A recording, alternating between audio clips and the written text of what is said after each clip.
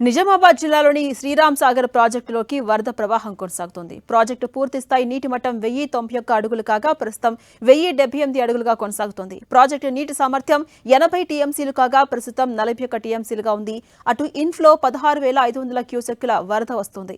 ఇక శ్రీరామ్ సాగర్ ప్రాజెక్టు మొత్తం ఆయకట్టు సామర్థ్యం సుమారు 16 లక్షల ఎకరాలు కాగా ఇది ఉత్తర తెలంగాణ జిల్లాల వ్యవసాయానికి ప్రధాన ఆధారంగా నిలుస్తుంది.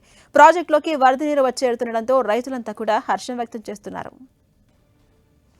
ఇక కామారెడ్డి జిల్లాలోని నిజాం సాగర్ ప్రాజెక్టుకు వరద ప్రవాహం కొనసాగుతోంది. ప్రాజెక్టు పూర్తి స్థాయి నీటి మట్టం 1405 అడుగులు కాగా ప్రస్తుతం 1399 అడుగులుగా ఉంది. ఇక ప్రాజెక్టు నీటి సామర్థ్యం 17 టీఎంసీలు కాగా ప్రజెంట్ ప్రాజెక్టులో 11 టీఎంసీలు ఉన్నాయి. ఇక ప్రస్తుతం ప్రాజెక్టులోకి ఇన్ఫ్లో 9000 క్యూసెక్కుల వరద ప్రవాహం కొనసాగుతోంది.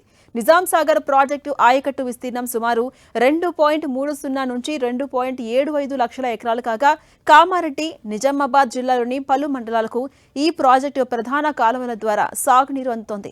నిజాం సాగర్ ప్రాజెక్టులోకి వరద నీరు వచ్చి చేరినప్పుడు ఆయకట్టు రైతులు ఆనందం వ్యక్తం చేస్తున్నారు.